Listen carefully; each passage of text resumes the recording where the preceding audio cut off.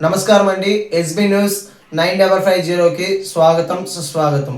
ఏ రోజు వార్త ఆ రోజు మనకు అప్డేట్ కావాలంటే ఎస్బీ న్యూస్ 9550 ఛానల్ను మీరు సబ్స్క్రైబ్ చేసుకుంటే ప్రతిరోజు వార్త మీకు అప్డేట్గా ఉంటుంది.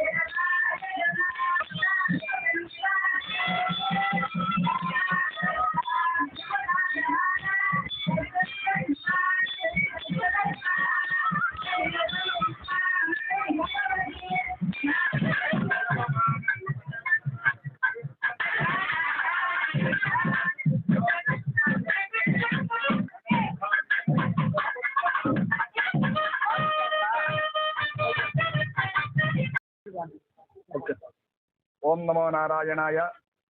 శ్రీ లక్ష్మీ సత్యనారాయణ స్వామి శరన్నవరాత్రి మహోత్సవంలో భాగంగా కడప నగరంలో గడ్డి బజార్ బాలాజీ దేవస్థానం నందు లక్ష్మీ సత్యనారాయణ స్వామి దేవస్థానం నందు దసరా నవరాత్రోత్సవంలో భాగంగా ఈరోజు స్వామివారికి విశేషంగా వైకుంఠనాథ అలంకారం చేయబడింది.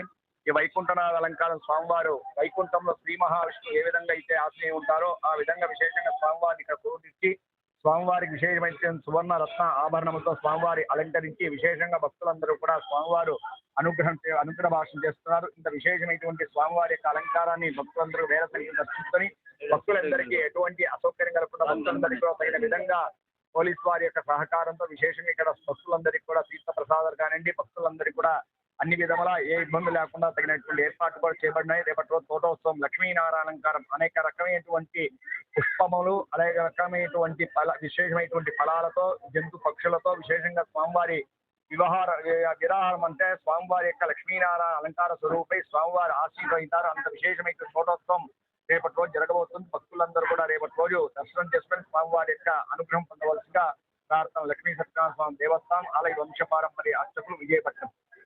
దసరా అనేది ఎందుకోసం వచ్చింది? ఒక అధర్మం ఎక్కడైతే ఉద్భవిస్తుందో ఆ అధర్మాన్ని జయించడానికే మహాకాళి, మహాసరస్వతి, మహాలక్ష్మి రూపంగా అమ్మవారు ఉద్భవించింది. అంత విశేషమైనటువంటి దసరా నవరాత్రుల్లో ఆ అమ్మవారికి అత్యంత విశేషమైనటువంటి ఆ యొక్క శాంతి స్వరూపమైనటువంటి అమ్మవారు ఒక్కసారి ఆ యొక్క శత్రు సంహారణ కొరకు అమ్మవారు దుర్గా రూపంగా, నవదుర్గ రూపంగా ఉద్భవించినటువంటి నవరాత్రులు.